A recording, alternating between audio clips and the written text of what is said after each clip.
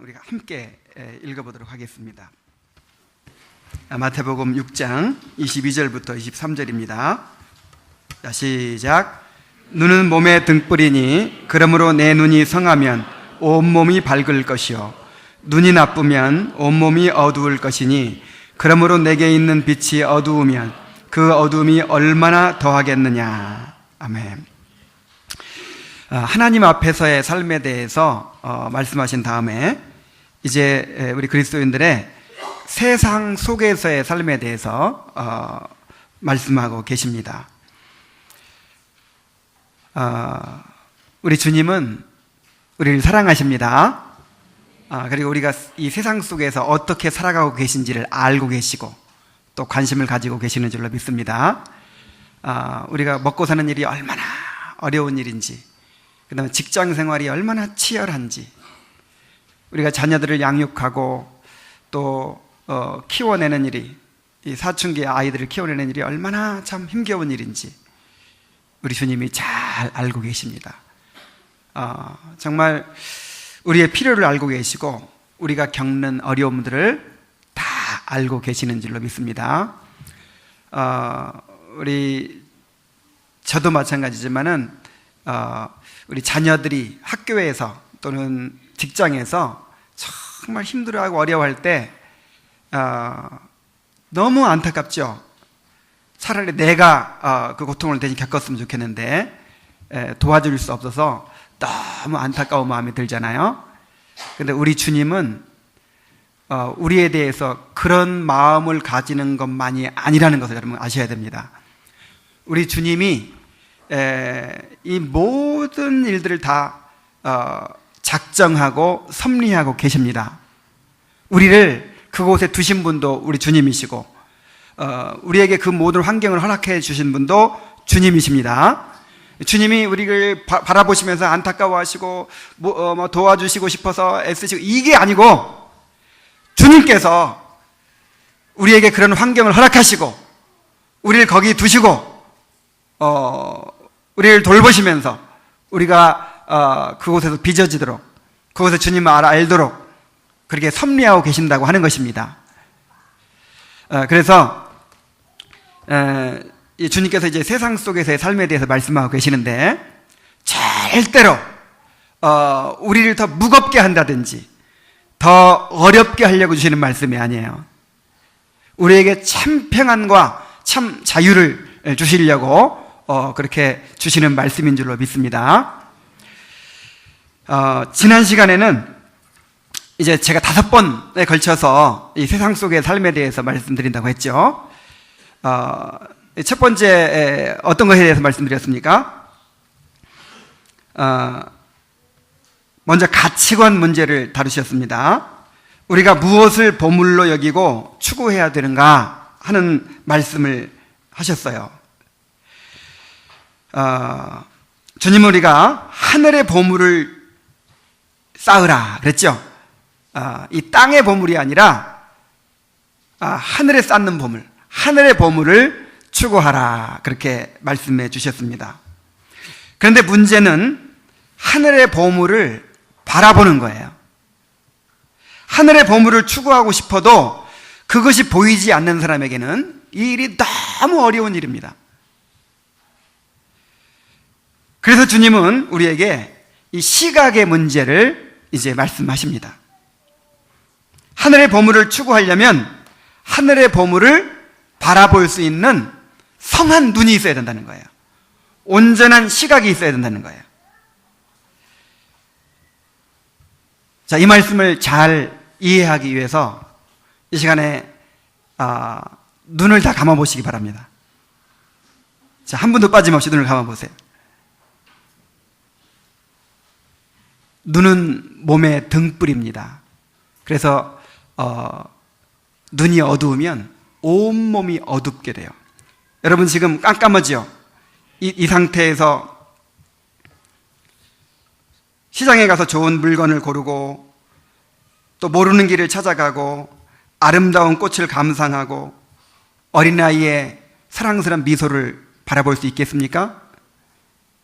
자, 이제 눈을 떠보시기 바랍니다. 이것이 거듭난 사람과 거듭나지 않은 사람의 차이입니다. 보는 사람과 보지 못하는 사람의 차이고요, 깨달은 사람과 깨닫지 못한 사람의 차이입니다. 믿음을 가진 사람과 믿음을 갖지 못한 사람의 차이입니다. 주님께서 지금 이것에 대해 말씀하고 계시는 거예요. 영적인 시각을 가진 사람, 아니고 그냥 세상 것들은 다 보이는데 영적인 시각을 갖지 못한 사람, 이것에 대해서 주님께서 우리에게 말씀해 주고 계시는 것입니다. 신앙은 시각의 문제이기도 합니다. 하늘의 보물을 발견하고 그것을 바라보며 사는 사람이 있어요. 그러나 도무지 세상 것만 보이지 이 하늘의 보물이 보이지 않는 사람들이 있어요. 어떤 시각을 가지고 사느냐가 우리의 삶을 좌우합니다. 여러분의 시각은 어떻습니까? 오늘 예수님의 말씀을 통해서 한번 점검해 보시기 바랍니다. 먼저 눈이 어두운 사람들이 있습니다. 하늘의 보물을 바라보지 못하는 사람들입니다. 그래서 하늘의 보물에 대해서 이야기를 해도 마음에 와닿지를 않아요. 지난 시간에 뭐가 하늘의 보물이라고 했습니까? 하나님을 아는 것이라고 그랬죠. 그리스도와 연합하는 것이라고 그랬죠. 우리에게 장차 나타날 하늘의 영원한 영광의 기업이라고 그랬죠. 우리의 영광을 만들어가는 그리스도와 함께 받는 고난이라고 그랬죠. 근데 그것이 이론적으로만 들리고 피상적으로만 들릴 뿐, 나와 너무 먼 이야기로만 들릴 뿐, 그것이 내 마음에 깊이 와닿지 않는 거예요. 이 눈이 어두운 사람들은 항상 이 땅의 보물을 바라보며 이 땅의 것들이 마음을 차지합니다. 이것은 꼭 교회를 열심히 다니느냐 안 다니느냐 이 문제가 아니에요. 기도를 열심히 하느냐 안 하느냐 꼭 이 문제만도 아닙니다. 지금 내 마음을 차지하고 있는 관심사가 무엇인가? 평상시에 늘 내 마음을 지배하고 있는 생각이 무엇인가 하는 것의 문제입니다. 무엇을 바라보며 사는지 알려면 그 사람의 말을 들어봐도 알아요.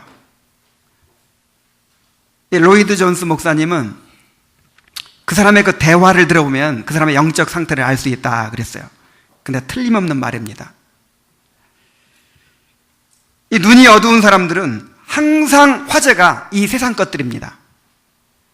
그리고 이제 겨우 영적인 얘기를 한다면 사형 얘기를 한다는 거예요. 어떤 일에 대한 얘기를 한다는 거예요. 뭔가 이 죄와의 싸움이라든지 어떤 영적인 분투, 어떤 그런 자신의 어떤 내면의 영적인 그런 움직임, 이런 것이 없어요.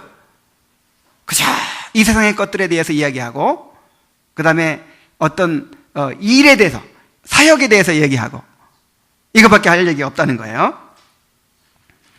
이런 사람들은 보이질 않기 때문에 예수님의 말씀이 너무나도 어렵고 부담스럽게만 느껴질 것입니다. 이 산상수훈의 말씀이 이게 하나님 나라의 교훈이거든요. 하나님 나라 백성들의 삶이거든요. 근데 이것이 너무 부담스럽고 어렵게만 느껴지는 거예요.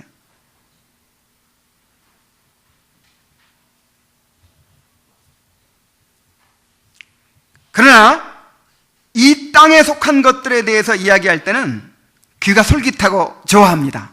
은혜를 받아요. 이 땅의 축복에 대해서, 성공의 비결에 대해서, 행복한 가정을 이루는 방법에 대해서, 꿈과 비전에 대해서, 이 세상의 도덕 윤리에 대해서 이런 얘기들을 하면 은혜를 받습니다. 그 은혜가 마음의 감동이죠. 감동을 받아요. 그러나 하나님 나라에 관하여 이야기할 때는 도무지 마음에 다가오지 않는 거예요. 아까도 말씀드렸지만은 하나님을 아는 것이라든지, 그리스도와 연합하는 것이라든지, 거룩한 삶을 사는 것이라든지, 주님을 닮아가는 것이라든지, 하늘의 영광스러운 기업에 대해서 소망하는 것이라든지, 이론적으로는 알지만 너무 거리가 멀게만 느껴지는 거예요. 죄에 대해서, 포기와 희생에 대해서, 자기 부인과 십자가에 대해서 이런 말씀을 들을 때 거부감이 느껴져요. 막 분노가 일어납니다. 이 사람들이 원하는 것은 내 마음을 즐겁게 해주는 것, 내 마음을 좋게 해주는 것, 다시 말해서 감동이에요. 감동. 그래, 감동받으면 은혜 받았다 그럽니다. 그래서 오늘날 교회에서는, 이 세속화되고 있는 이 교회에서는 사람들의 마음을 불편하게 하는 기독교의 근본 진리에 대해서는 거의 이야기하지 않습니다. 하나님의 거룩하심에 대해서, 엄연한 율법에 대해서, 인간의 부패성에 대해서, 회개에 대해서, 중생, 칭의, 회심, 성화에 대해서, 이런 것들은 사람들이 원하지 않아요. 불편해요. 얘기하지 않아요. 대신 진리를 최소화하고 주로 이 땅을 살아가는 데 도움이 되는 것들을 이야기합니다. 마음의 평안을 얻는 법, 가정의 행복, 성공의 지혜, 상처를 치유하는 방법, 자존감을 높이는 방법, 대인 관계에서 인정받는 방법. 그래서 뭐 삶에 도움은 주겠지만은 진정으로 그 영혼이 중생하고 회심하는 일들은 일어나지 않아요. 그래서 이 눈이 어두운 사람들은 항상 갈등 속에 삽니다. 영적 어두움을 벗어나지 못합니다. 헬렌 켈러가 그런 말을 했어요. 이 헬렌 켈러가 이 신앙의 색깔은 우리가 좀 다릅니다. 그렇지만 참 멋진 말을 했어요. 세상에서 가장 불쌍한 사람은 시력은 있는데, 눈은 떴어요. 육신의 눈은 있는데 비전이 없는 사람이다. 다시 말해서 영적인 눈을 갖지 못한 사람이다. 그런 얘기를 했어요. 하나님 나라 백성답게 살려면은 하늘의 보물이 보여야 되잖아요. 근데 하나님 나라가 보이질 않아요. 이 땅의 것들만 보여요. 그러니까 그 보물을 추구할 수가 없어요. 그래서 결국 맛 잃은 소금으로 삽니다. 자, 맛 잃은 소금이 뭐죠? 교회는 다녀요. 그래서 떠날 수가 없어요. 하나님만 알기 때문에. 그러나 또 온전히 헌신하지도 못해요. 그러니까 주님께도 쓸모가 없고 세상에도 쓸모가 없고 다만 밖에 버려 밟힐 뿐인 그런 맛일은 소금이 될 수밖에 없습니다. 그래서 눈이 어둡다고 하는 것은 육체적으로 눈이 어두워도 얼마나 불편하고 얼마나 큰 장애입니까?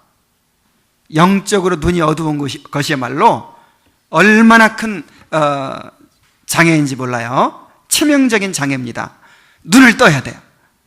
보여야 돼요.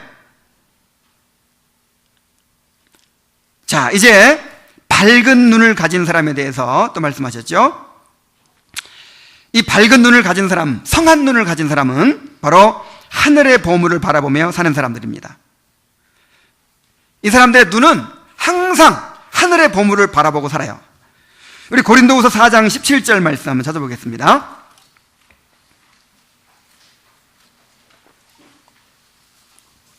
고린도후서 4장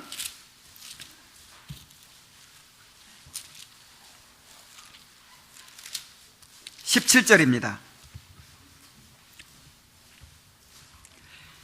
17절부터 18절까지 16절부터 18절까지 한번 같이 읽어보겠습니다. 시작. 그러므로 우리가 낙심하지 아니하노니 우리의 겉사람은 낡아지나 우리의 속사람은 날로 새로워지는도다. 우리가 잠시 받는 환난에 경한 것이 즉 크고 영원한 영광에 중한 것을 우리에게 이루게 하미니 우리가 주목하는 것은 보이지 않는 것이요 것은 잠깐이요 보이지 않는 것은 영원함이라. 아멘. 자, 지금 무슨 얘기를 하고 있습니까? 바울 사도가 참 고난을 많이 겪고 이 세상적으로 보기에는 정말 불행한 삶을 살죠. 그런데 낙심하지 않는다는 거야. 왜냐하면 겉사람은 낡아지지만은, 우리 겉사람은 고난받지만은, 그러나 속사람이 날마다 새로워지기 때문에, 이 속사람이 예수님을 닮아가고 그리스도의 영광에 참여하고 하나님을 알아가고, 이 속사람이 날로 새로워지는 것에 소망을 두고 사는 거예요. 그래서 우리가 주목하는 것은 보이는 것이 아니요 보이지 않는 것이니, 우리가 바라보고 사는 것은 이 세상에 보이는 것들을 바라보고 사는 것이 아니라 보이지 않는 영적인 것들, 하나님께 속한 것들, 하늘의 보물을 바라보며 산다 이 말이에요. 그런데 17절에 우리의 잠시 받는 환난에 경한 것이 지극히 크고 영원한 영광에 중한 것을 우리에게 이루게 함이니, 하나님의 영광을 바라보며 사는데, 장차 우리에게 나타날 영원한 영광을 바라보며 사는데, 그 영광을 뭐가 만들어요? 그 영광이 지금 만들어지고 있는 거예요. 뭐가 만든다고요? 지금 잠시 받는 환난에 경한 것이 지극히 크고 영원한 영광에 중한 것을 이룬다 그랬어요. 지금 고난받고 있는 것이 지금 우리의 영광을 만들어간다 이 말이에요. 그래서 결국 이 말이 무슨 말입니까? 이 땅에서 환난받는 것이, 그리스도인들이 이 땅에서 환난받는 것이 불행이에요, 축복이에요? 축복으로 얘기하고 있잖아요. 그래서 성경에서는 환난당하는 것을 절대 불행으로 얘기하지 않아요. 환난 당하면 어떻게 하라고요? 즐거워하라고요. 기뻐하라고요. 그래서 그리스도인들은 다시 말하면, 아니 환난도 즐거워하는데 이 땅에서 잘 살고 못 사는 것을 초월한 사람들이다 이 말이에요. 아멘? 아멘이 약해요. 자, 환난도 축복이란 말입니다. 환난도 축복이기 때문에 환난이 있어야, 그리스도와 함께 받는 고난이 있어야 그리스도와 함께 받는 영광이 이루어진단 말이에요. 우리가 지금 이 땅에서 환난받고 고난받는 것은 그리스도와 함께 받을 영광을 준비해가는 과정이에요. 하나님의 상속자로 빚어지는 거예요. 그러면 이게 기쁜 일이에요, 슬픈 일이에요? 기쁜 일입니다. 축복입니다. 그래서 이 땅에서 잘 살고 못 사는 거, 이게 의미가 없다 이 말이에요. 잘 살게 해주시면 어때요? 감사하죠? 그 반납하실 거예요? 아이고 하나님 이렇게 풍성하게 살게 해주셔서 감사합니다. 감사하고 기뻐하세요. 형통한 날에는 기뻐하세요. 근데 또 환난이 닥쳐요, 어려움이 닥쳐요. 그러면 내가 또 하나님의 상속자로 내가 훈련 받는구나. 그리스도의 영광이, 그리스도와 함께 누릴 영광이 지금 준비되는구나. 기뻐하세요. 이래도 기뻐할 수 있고 저래도 기뻐할 수 있고, 풍부해도 행복할 수 있고 궁핍해도 행복할 수 있고, 이것이 그리스도인들의 삶인 줄로 믿습니다.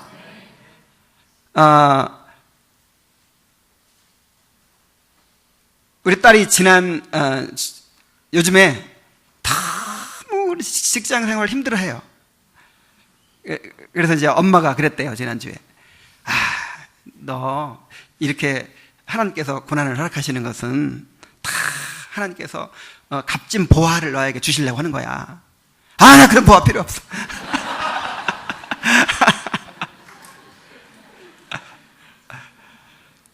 자, 이것이 오늘날 우리 그리스도인들의 문제예요. 뭐가 안 보인다고? 보화가 안 보여. 당장 이 환난에 경한 것만 보이지 영광에 중한 것이 안 보인다 이 말이에요.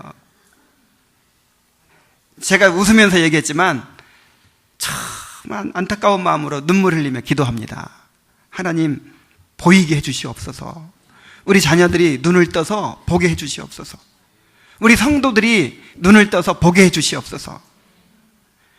주님께서 우리의 근본 문제가 뭐라고 지금 지적하고 계십니까? 시각의 문제라는 거예요. 시각의.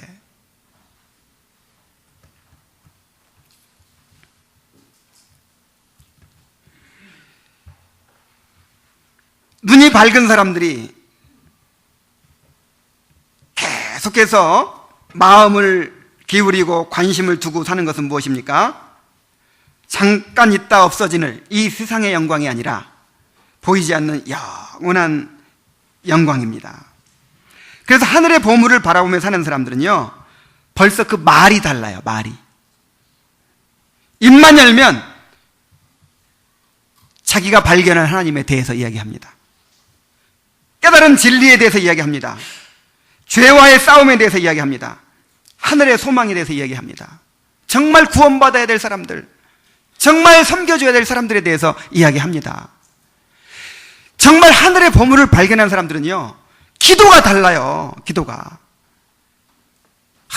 정말 주님을 닮을 수 있도록 해달라고, 내가 내 안에 있는 죄를 죽이고 거룩함을 이루고 가게 해달라고 1시간 내내 기도해도 그 기도를 해요.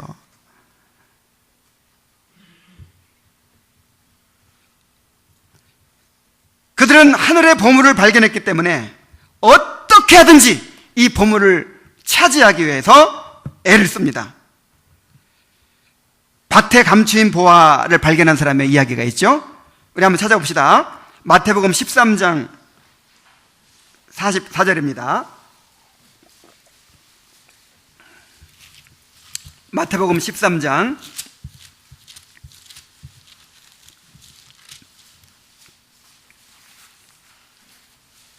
44절.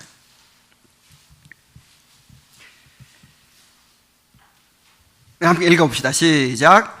천국은 마치 밭에 감추인 보화와 같으니 사람이 이를 발견한 후 숨겨두고 기뻐하여 돌아가서 자기의 모든 소유를 팔아 그 밭을 샀느니라. 자, 지금 천국의 비유인데, 하나님 나라의 비유인데, 하나님 나라를 발견하고 그 나라를 소유한 사람, 그 나라의 백성이 된 사람들이 어떤 마음을 가지게 되는가, 어떤 삶을 살게 되는가. 그래서 구원받은 사람의 신앙을 한마디로 묘사한 거예요. 이게 기독교 신앙입니다. 어떤 사람이 이제 밭을 갈다가, 이 밭은 누구네 밭이에요? 내 밭이에요? 남의 밭이에요? 남의 밭. 지금 아마 싹을 받고 일하러 간 것 같아요. 밭에 가가지고 쟁기로 이제 그 밭을 갈다가 뭐가 뜩 걸려요. 그래서 거기를 파보니까 뭐가 나왔습니까? 옛날에는 은행이 별로 없으니까, 은행이 이제 제도가 이렇게 완벽하지 못하니까 보물을 땅속에 감추어둡니다. 그런데 도대체 몇백 년 전에 묻어나는지 모르겠는데 엄청난 보물이 들어있는 거예요. 근데 그 보물의 주인은, 이 임자 없는 보물은 누가 갖냐면은 밭 주인이 갖게 돼 있어요. 그럼 어떻게 해야 되겠어요? 이 사람이 뭐 양심이 뭐 옳으니 그러니, 그거 따질 게 아니고, 그 얘기가 아니고, 이 보물을 발견한 사람이 이제 이 차지하려면 어떻게 해야 돼요? 이 밭을 사야죠. 그래서 다시 묻어뒀어요. 다시 이제 감춰두고 이 밭을 살려고 하니까 밭값이 1억 원이에요. 근데 자기 재산 다 팔면, 집 팔고, 그 다음에 뭐 집에 있는 뭐 텔레비전 팔고 스마트폰 팔고 다 팔아서 합쳐보니까 이제 1억 원이 되는 거예요. 어떻게 해야 되겠어요, 여러분? 다 팔아서 그 밭을 샀다는 거예요. 근데 그 밭을 자기 물건을 팔면서 막 서러워서 그냥 울면서 억지로 마지못해서 그렇게 했습니까? 기뻐하여 돌아가서 자기의 모든 소유를 팔아서 그 보물을 샀다는 거예요. 밭을 샀다는 거예요. 이것이 기독교 신앙이라는 거예요. 이것이 하나님 나라 백성들의 삶이라는 거예요. 여러분, 보물 발견했습니까? 보물 발견한 사람은 어렵지 않아요. 보물을 발견한 사람은 산상수훈이 어렵지 않아요. 어렵지 않다는 게 어렵긴 어려운데, 말하자면 사모하게 된다면, 사모하게 돼요. 거부감이 들고 나와 관계없는 얘기로 들리는 것이 아니라 내가 무능하고 연약하지만 주님의 은혜로 그렇게 살기를 원한다, 이런 마음을 가진다 이 말이에요.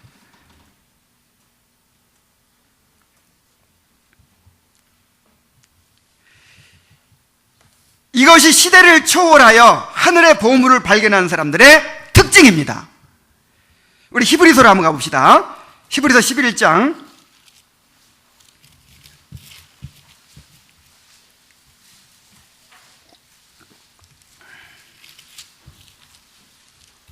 히브리서 11장 1절 말씀입니다. 믿음은 바라는 것들의 실상이요 보이지 않는 것들의 증거니. 자, 히브리서 11장이 무슨 내용이죠? 믿음장이라고 하는데, 구약 시대에 구원받은 사람들, 정말 믿음으로 살았던 사람들의 실예를 들어주는 거예요. 자, 구약의 성도들이 이렇게 믿음으로 살았다, 그러니까 너희들도 믿음으로 살아라, 이렇게 구약의 그 믿음의 영웅들을 이야기해 주는 것입니다. 그런데 그 믿음의 영웅들이 어떤 믿음으로 살았느냐? 믿음은 바라는 것들의 실상이요 보이지 않는 것들의 증거다. 자, 믿음이 뭐라고요? 바라는 것들의 실상이다. 그러니까 내가 바라는 거, 그건 아직 이루어지지 않았기 때문에 안 보이죠? 안 보이는데 바라는 것들의 실상, 실제로 내 앞에 있는 것처럼 본다는 거예요. 보이지 않는 것들의 증거다. 보이지 않는데 이렇게 딱 증거물로 있는 것처럼 확신한다 이 말이에요. 확신한다. 근데 이 바라는 것이 그냥 내가 바라는 게 아니에요. 내가 원하는 거. 나 벤츠를 원해. 그래서 벤츠를 막 바라고 머릿속에 생각하고 그리고 선포하고 하면 벤츠가 생긴다. 요건 잘못된 거라고 그랬죠. 번영신학이라고 그랬죠. 지금 아브라함이 바랐던 거, 이삭이 바라고 야곱이 바라고 또 믿음의 위인들이 바랐던 거, 이게 뭐예요? 하늘의 영원한 기업이에요. 구원의 완성이에요. 하나님께서 창세기 3장 15절 이래로 은혜 언약을 주셨어요. 여자의 후손을 보내서, 메시아를 보내서 장차 우리를 죄에서 구원해 주시고 다시 하늘의 그 영광스러운 기업을 상속하게 하실 것이다, 이렇게 언약을 주셨죠. 그 언약이 이제 아브라함에게 주어지고 아브라함에게서 이삭으로, 이삭에서 야곱으로 계속 전수되는 거예요. 그래서 그 언약을 받은 사람들이 아직 이루어지지 않았지만 하나님께서 구원해 주시리라고 한 그 약속을 실제로 이루어진 것처럼 눈으로 보고 살았다는 거예요. 이게 믿음입니다. 믿음은 보이지 않는 것을 보는 것입니다. 그래서 한번 봅시다. 실제로 어떻게 봤는지. 13절 한번 보세요.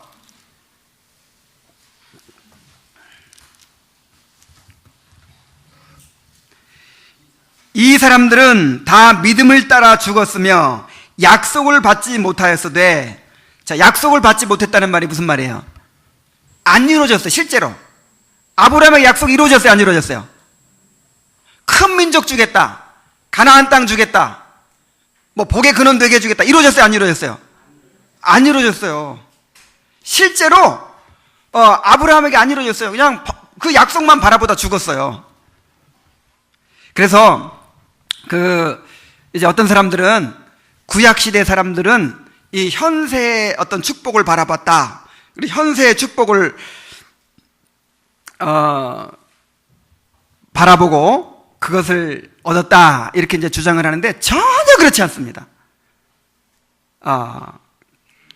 이 칼빈이 정말 그건 너무 큰 오해라고 그랬어요.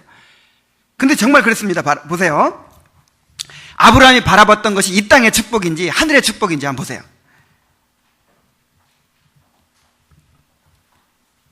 자, 우리가 몇 장 읽고 있죠? 13절 읽고 있죠. 이 사람들은 다 믿음을 따라 죽었으며 약속을 받지 못하였으되 그것들을 멀리서 보고 환영하며. 장차 이루어지려면 몇 년 걸려요? 아브라함부터 지금 몇 년 지났어요? 지금 한 4,000년 지났어요. 멀리서 보면서 그걸 환영했어요. 너무 이루어지려면 멀리 보이는 거예요. 아브라함의 후손이 가나안 땅 차지하는 거, 그것만 해도 몇 년 걸려요? 300년, 400년이 걸려요. 하여간, 아들 하나 날라면 몇 년 걸려요, 앞으로? 25년이 걸리고, 가나안 땅 후손들이 차지하려면 400년 걸리고, 예수님 오시려면 몇 년 걸린다고? 2000년 걸리고, 재림하시려면 4000년 지났는데도 아직 안 왔어. 하여간 멀어요. 멀고 이루어지지도 않았지만, 그거를 보지도 못하고 죽었지만, 그 사람들이 뭘 바라보고 살았어요? 그 약속을 바라보고 살았어요. 보이지 않는 하늘의 보물을 바라보고 살았어요.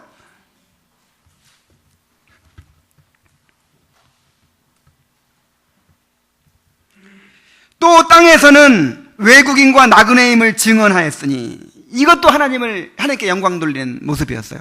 그러니까 이 땅에서는 아브라함과 이삭과 야곱이 3대가 천막생활했죠. 나그네로 살았어요. 이리저리 유랑하면서 그렇게 나그네로 살았어요. 우리는 나그네입니다. 이렇게 스스로를 자기들이 나그네로 여기고 살았어요. 이게 무슨 말이냐면, 우리의 소망은 이 땅에 있지 않습니다. 이 땅에서 부자 될 생각 없습니다. 우리는 이 땅에서 부자 되고 이 땅에서 잘 살고 이게 우리의 목적이 아닙니다. 우리는 나그네입니다. 우리는 저 영원한 천국의 영광을 누릴 사람들입니다. 이런 믿음으로 살았다 이 말이에요.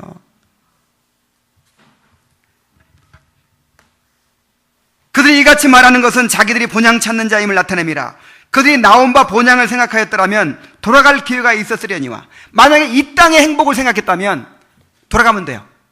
갈대아 우르로 돌아가면 다시 이제 맨션 아파트에 살 수 있어요. 다시 이제 수돗물, 여름에 시원한 물, 겨울에 뜨거운 물 나오는 그냥 그런 좋은 데 살 수 있어요. 그러나 16절을 보세요. 그들이 이제는 더 나은 본향을 사모하니 곧 하늘에 있는 것이라. 자, 어디를 바라봤어요? 하늘에 있는 것을 바라보고 살았어요. 그래서 이러므로 하나님의 그들의 하나님의 일컬음 받으심을 부끄러워하지 아니하시고 그들을 위하여 한 성을 예비하셨느니라. 하나님께서 자랑스럽게 여기셨어요. 이 사람들을 기뻐하셨어요. 여러분, 이 아브라함 같은, 이 족장들 같은 그런 믿음을 갖게 되기를 바랍니다. 이 11장에 나오는 믿음의 위인들이 다 그런 믿음을 가졌는데, 또 24절 한번 보겠습니다. 24절. 모세의 믿음을 다시 한번 보겠습니다. 믿음으로 모세는 장성하여 바로의 공주의 아들이라 칭함받기를 거절하고 도리어 하나님의 백성과 함께 고난받기를 잠시 죄악의 낙을 누리는 것보다 더 좋아하고 그리스도를 위하여 받는 수모를 애굽의 모든 보화보다 더 큰 재물로 여겼으니 뭘 바라봄이라? 상주심을 바라봄이라. 상주심을 바라봤어요. 그래서 공주의 아들이 되는 것을 거절하고 노예 백성들과 함께 고난받는 것을 선택했어요. 그리스도를 위하여 받는 능욕을 애굽의 모든 보화보다 더 큰 재물로 여겼어요. 27절에 믿음으로 애굽을 떠나 왕의 노함을 무서워하지 아니하고 곧 보이지 아니하는 자를 보는 것 같이 하여 참았으며. 자, 보이지 않는 하나님을 보는 것 같이 하여 참았다. 이게 무슨 말이냐면, 바로 왕이요, 아주 잔인한 왕이고 세계 최강국의 왕이에요. 근데 다 늙어 빠진 모세가 지팡이 하나 들고 바로 왕한테 도전하는 거예요. 근데 그 바로 왕 앞에서 숨소리만 잘못해도 죽어요. 그런데 바로 왕 앞에 당당하게 우리 주 여호와 하나님께서 내 백성을 보내라고 하십니다 하고 요구하는 거예요. 근데 그렇게 할 수 있었던 이유가 뭐라고요? 보이지 않는 하나님을 눈에 보이는 바로 왕보다 더 크게 여겼다 이 말이에요. 다시 말해서 봤어요. 모세는 하늘의 상급이 보였어요. 보이지 않는 하나님이 보였어요. 보이니까 그렇게 믿음으로 살 수 있었다 이 말이에요. 여러분들에게 보이시기 바랍니다. 이렇게 보이는 축복이 있게 되기를 바랍니다. 여러분은 밭에 감추인 보화를 발견했습니까? 아니, 밭에 보화도 못 발견했는데 밭을 사라고 하니까 너무 힘드는 거예요. 주님께서 주시는 이 산상수훈의 요구가 너무 어려운 거예요. 야, 이건 도대체 도저히 못하겠다 하는 생각이 드는 거예요. 뭘 못 발견했으니까? 보화를 못 발견했으니까. 자, 어떻게 하면 밝은 눈을 가질 수 있을까요? 어떻게 하면 발견하게 될 수 있을까요? 거듭나야 됩니다. 어떻게 해야 된다고요? 거듭나야 돼요. 요한복음 3장 3절에 예수께서 대답하여 이르시되 진실로 진실로 내게 이르노니 사람이 거듭나지 아니하면 하나님 나라를 볼 수 없느니라 그랬어요. 한번 따라해 봅시다. 거듭나지 아니하면 하나님 나라를 볼 수 없느니라. 이걸 누구한테 말했을까요? 요즘으로 하면 교회 열심히 다니는 장로님한테 한 거예요. 이 니고데모가 성경을 가르치는 사람들의 교사였어요. 관원이기도 하고 그런 지도적인 위치에 있었고 경건했고 하여간 신앙생활 열심히 하는 사람이었어요. 근데 예수님께서 말씀하십니다. 육으로 나는 것은 육이다. 육으로 나는 것은 육이다.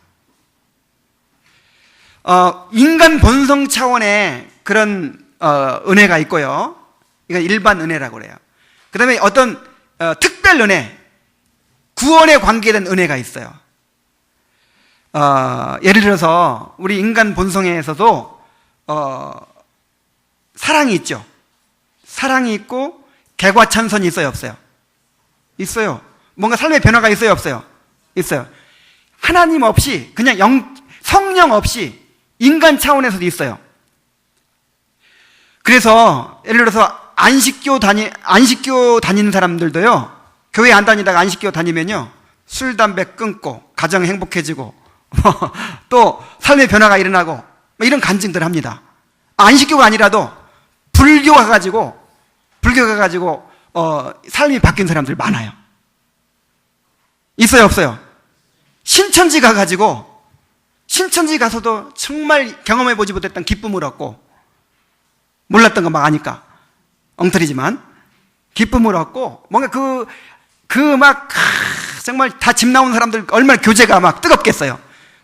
그래서 내가 청년들 훈련시키면서 가끔 이런 것도 하거든요. 인생 그래프 같은 거 하면 지금까지 인생을 살면서 가장 행복했던 때가 언제냐?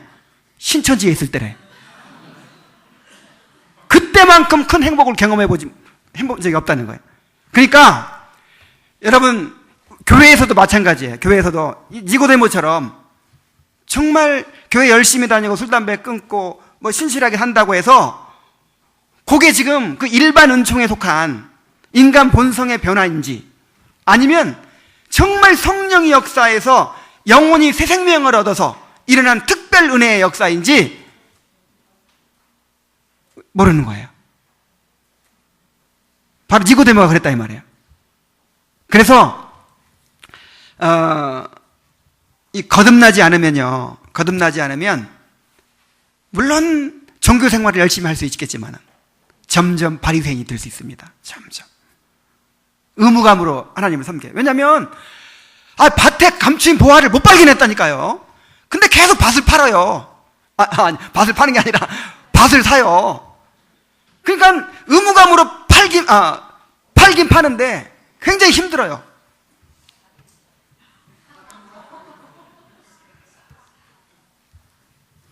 고린도서 2장 14절에 보면은 육에 속한 사람은 하나님의 성령의 일을 받지 아니하나니 이는 그것들이 그에게는 어리석게 보이며 또 그는 그것들을 알 수도 없나니 그러한 일은 영적으로라야 분별되기 때문이라 그랬어요. 예를 들어서 바울을 한번 생각해 봅시다. 바울 사도가 어떤 사람이었습니까? 이 구약 성경에 통달한 사람이에요. 구약 성경을 가르치는 학자예요. 학자, 대학자예요. 그런데 구약 성경이 누구에 대해 쓰여진 책일까요? 예수님에 대해서. 너희가 성경에서 영생을 얻을 생각하고 성경을 상고하거니와 이 성경이 곧 내게 대하여 증거하는 것이로다. 그래서 구약 성경이 창세기부터 말라기서까지 예수님을 증거하는 책이에요. 그러면 바울 사도는 구약의 대학자인데 적어도 구약 성경을 다 외워버립니다. 이 열심히 있는 유대인들은요, 구약 성경을 다 외워버려요. 다 외우고 이것을 완전히 통달한 학자인데 구약 성경의 주인공은 예수님을 알았어요, 몰랐어요? 몰랐어요. 발견하지 못했어요. 눈이 열렸어요, 안 열렸어요? 안 열렸어요. 율법의 의로는 흠이 없는 자로다, 이렇게까지 말했다니까요. 뭐 얼마나 율법을 철저히 지켰는지, 외적으로 지켰는지, 율법의 의로는 흠이 없을 만큼 그렇게 열심히 하나님을 믿었는데 예수님을 못 발견했어요. 나중에 다메섹 도상에서 햇빛보다 더 밝은 빛 가운데서 예수님을 만나고 그때 중생했죠? 그때 거듭났죠? 거듭나니까 눈이 열려요. 사람이 거듭나지 아니하면 하나님 나라를 볼 수 있다 없다? 없어요.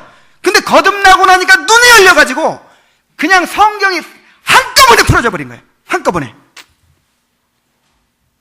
이게 거듭남입니다. 그래서 보니까 창세기부터 말라기까지 구약 성경 전체가 다 누구 얘기예요? 예수님 얘기예요. 칼빈이 20대 초반에 회심을 했어요. 23살인가에 회심을 했어요. 근데 칼빈도 신학을 공부하고 법학을 공부하고 했던 사람이에요. 그런데 참된 구원을 알지 못했어요. 그런데 기대하지 않았던, 예상치 않았던 회심이 일어났어요. 거듭났어요. 그리고 나서 눈이 열려서 이제는 이 성경의 진리를 순식간에 통달하게 됐어요. 그래서 구원받은 지 3년 만에 쓴 책이 뭐냐? 기독교 강요예요. 여러분, 기독교 강요가 무슨 책인지 아세요? 기독교를 강요하는 책. 이 기독교 강요가 아마 이 기독교 역사상 가장 위대한 책일 거예요. 영향을 많이 끼친. 근데 그것을 구원받더니 3년 만에 썼어요. 초판을.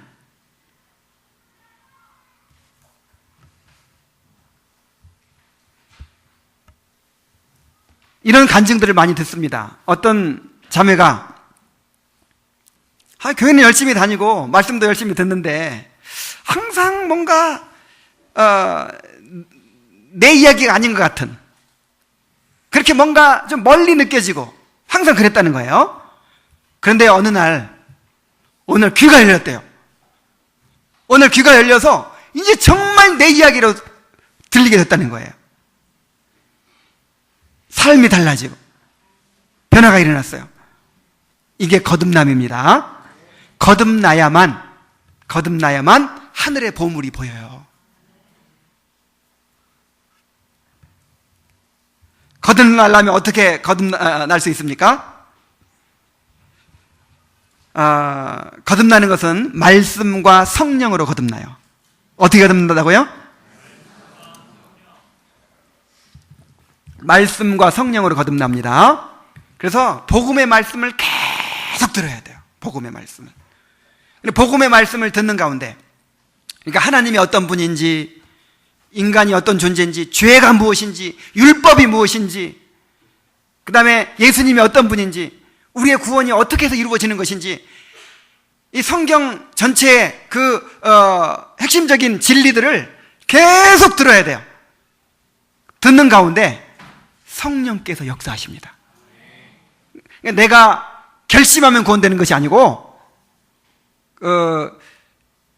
사형리 같은 경우처럼 내가 예수님 영접합니다 하면 그 순간 딱 구원이 되는 게 아니고, 누가 임하셔야 한다고요?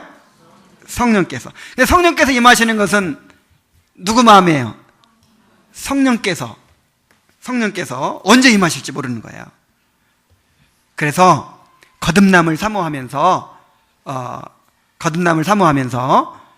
복음의 말씀을 계속 들어야 될 줄로 믿습니다.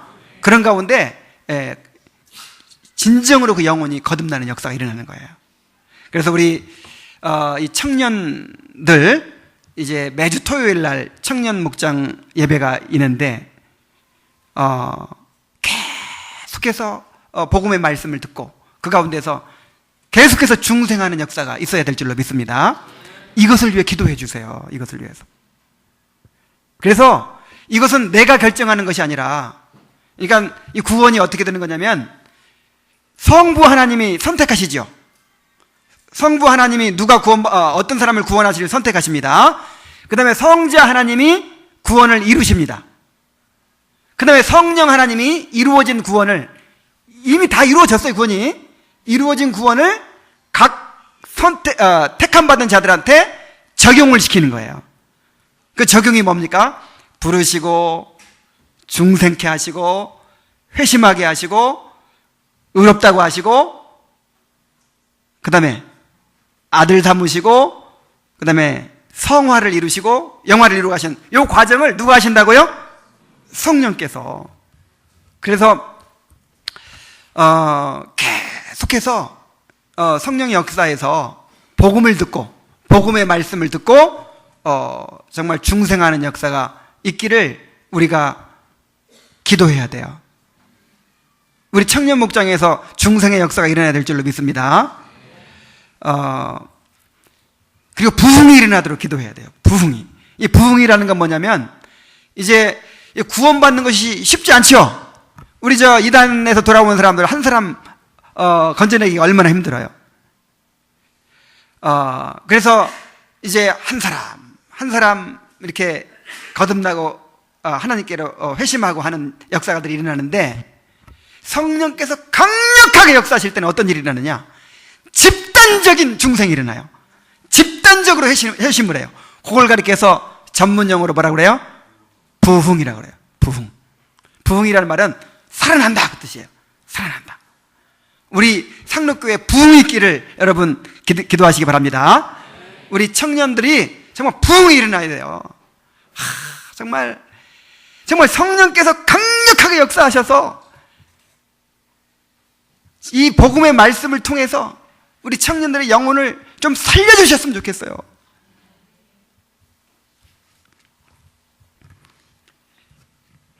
자, 거듭나야 보인다 그랬어요. 근데 또 여러분들 거듭난 사람도 좀 어두울 때가 있죠. 나는 구원 받았는데도 자꾸만 눈이 희미해질 때가 있어요. 말씀으로 비침을 받아야 됩니다. 우리는 늘 눈이 어두워질 수밖에 없어요. 우리 안에 죄성이 있기 때문에 항상 우리 안에 자기 사랑, 세상에 대한 사랑, 죄에 대한 사랑이 우리 마음을 지배하기가 쉽습니다. 그래서 우리에게는 늘 진리의 빛이 필요해요. 진리의 빛으로 비침을 받지 않으면 우리 눈에는 세상 것들밖에 안 보이는 거예요. 그러나 진리의 빛 아래서 하나님이 허락하신 신령한 축복들이 보이게 되는 줄로 믿습니다. 벌써 이 성령으로 거듭난 사람들은 말씀으로 비침받지 못하면요, 정말 그 영혼의 메마름과 답답함을 느껴요. 그렇죠? 그래서 다윗이 시편 119편 131절에서 내가 주의 계명을 사모함으로 입을 열고 헐떡였나이다 그랬어요. 그러니까 여러분 이 공감이 됩니까?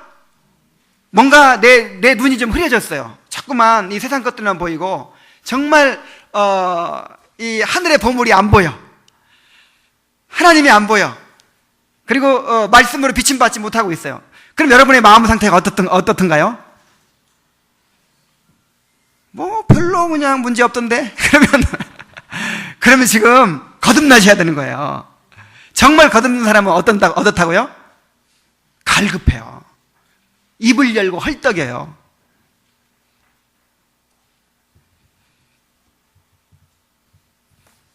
정말 우리 상록교회 청년들은요, 말씀을 사모하는 청년들입니다.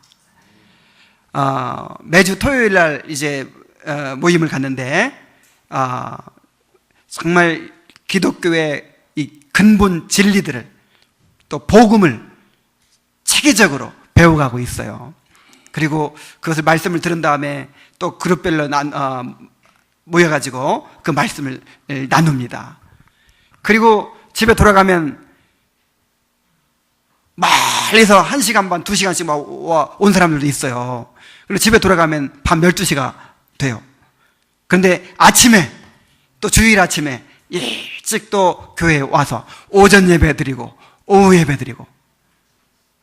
근데 졸지도 않아.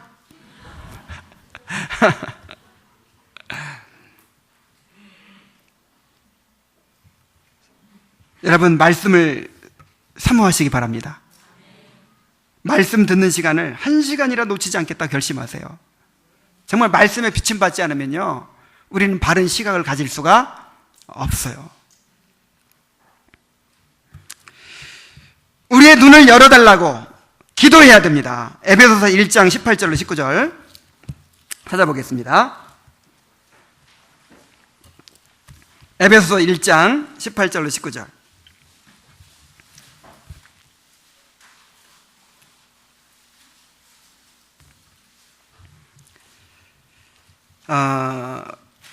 이것이 여러분들의 기도가 되기를 바랍니다. 16절부터 제가 읽을게요.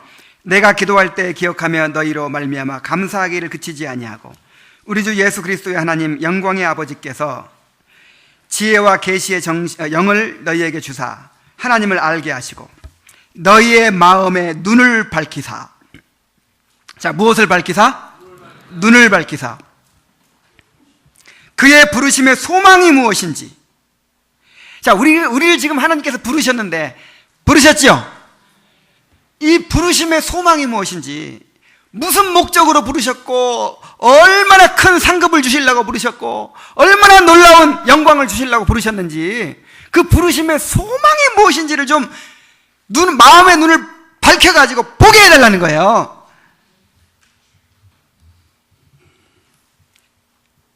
성도 안에서 그 기업의 영광의 풍성함이 무엇이며, 이 기업이 뭐죠? 우리가 상속받게 될 유산을 말하는 거예요. 우리는 지금 삼성그룹 상속자가 아니고 하나님의 상속자입니다. 상속 받을 거예요, 안 받을 거예요? 받을 거죠? 진짜 상속 받을 거라면 나한테 올 그 상속 재산이 얼마인지, 그것이 얼마나 영광스럽고 얼마나 풍성한지, 그걸 좀 보게 해달라는 거예요. 그 보면 지금 가만히 있을 수가 없을 거예요. 못 보니까 그냥 시들시들. 그 기업의 영광의 풍성이 무엇인지를 좀 보게 해주시옵소서. 그 다음에 그 힘의 위력으로 역사하심을 따라 믿는 우리에게 베푸신 능력의 지극히 크심이. 지금 하나님께서 우리에게 뭘 베푸시고 계신다고요? 능력! 그 능력이 무슨 능력이냐면 뒤에 보면은 예수 그리스도를 죽음에서 부활시킨 능력이라고 그랬어요. 자, 이 세 가지, 부르심의 소망이 무엇인지, 그 기업의 영광의 풍성이 무엇인지, 우리에게 베푸시는 그 능력의 크심이 어떤 것인지를 보게 해주시옵소서. 정말 아까 서론에서 말씀드렸지만은 여러분, 예수님께서 이렇게 우리를 지켜보시면서 정말 도와주고 싶은데 어떻게 대신 해줄 수는 없고 안타까워가지고 그냥 쩔쩔매고 있는 부모처럼 그렇게 생각하지 말란 말이에요. 예수님께서 이 모든 일들을 다 작정하고 섭리하십니다. 참새 한 마리도 하나님께서 허락하면 떨어지지 않는다고 그랬죠. 우리 머리털 하나도 다 세고 계신다 그랬죠. 하나님의 작정에서 벗어난 일은 하나도 없어요. 물 한 모금 마시는 것도 하나님의 작정 가운데 다 들어있어요. 그래서 하나님의 힘이 없어서 내가 이 직장 생활에 이렇게 힘들게 만들어 놓고, 하나님이 힘이 없어서 내가 지금 사업이 안 되고 이렇게 경제적으로 어렵게 만들고, 하나님이 지금 나한테 무관심하고 안 도와줘서 내가 이런 고난당한다고 생각해서는 안 된다 이 말이에요. 하나님이 모든 능력으로 우리 삶을 주관하시고 인도하고 계십니다. 그걸 믿으세요. 나한테 고난이 있습니까? 우리에게 고난이 있습니까? 하나님께서 허락하신 거예요. 하나님의 계획 가운데 있어요. 하나님이 무능한 하나님이 아니란 말이에요. 그래서 지금 바울 사도가 에베소 성도를 위해서 무엇을 기도합니까? 에베소 교회 성도들이 핍박도 있었을 거예요. 경제적인 어려움도 있었을 거예요. 육체적인 질병도 있었을 거예요. 근데 무엇을 위해 기도합니까? 영적인 눈을 뜨게 해달라고 기도하고 있는 거예요. 마음의 눈을 밝혀주시옵소서. 우리 신앙생활의 성패가 어디에 달려있다는 거예요? 환경이 아닙니다. 어떤 조건이 아닙니다. 바로 보느냐 안 보느냐, 시각의 문제라는 거예요.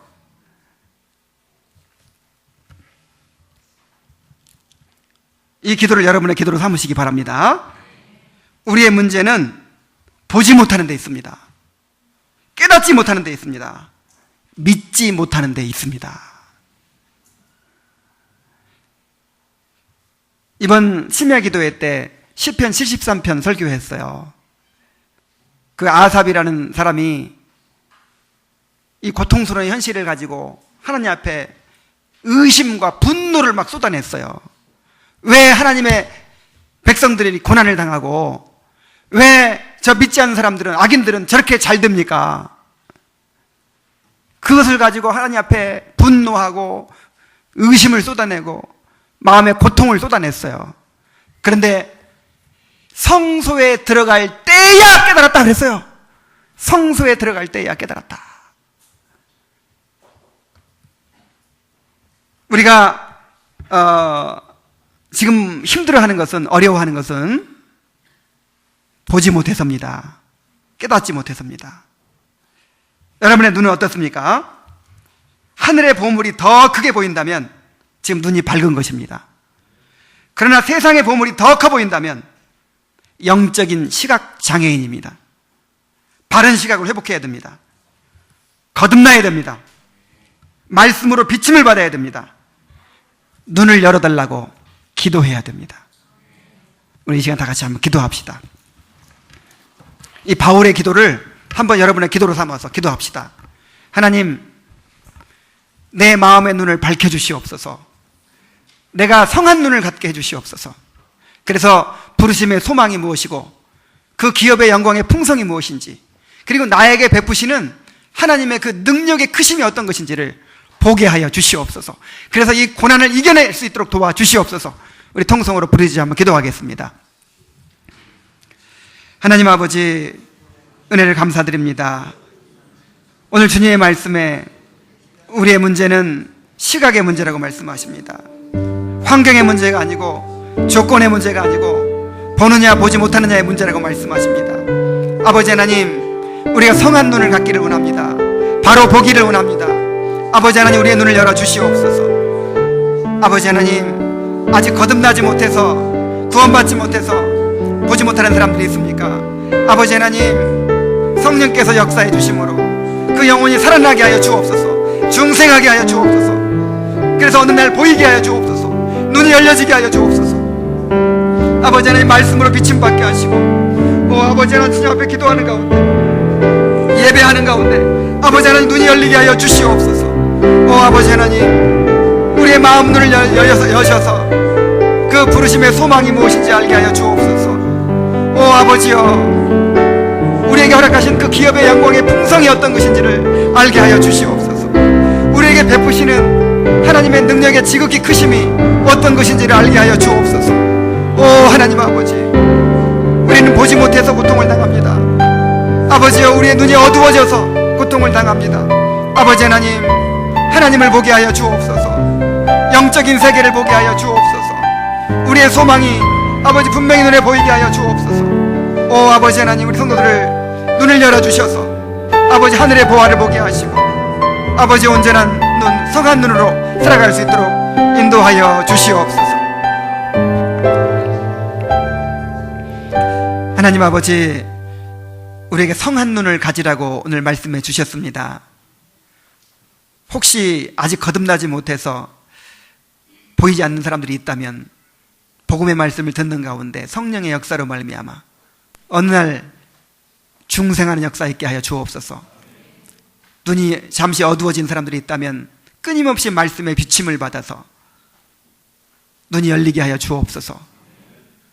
아삽이 성소에 들어갈 때에야 비로소 깨달았다고, 비로소 눈이 열렸다고 했듯이 끊임없이 하나님 앞에 나오게 하여 주시고 예배하게 하시고 기도하게 하시고, 그래서 찬양하면서 예배하면서 눈이 열리는 역사 있게 하여 주시옵소서. 예수님의 이름으로 기도하옵나이다. 아멘. 찬송하겠습니다. 우리 찬송하는 동안 우리 헌금을 드리도록 하겠습니다.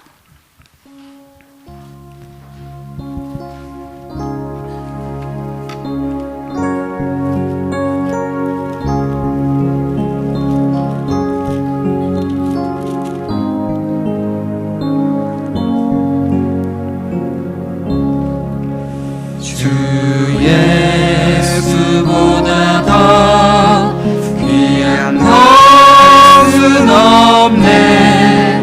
이 세상 부귀와 바꿀 수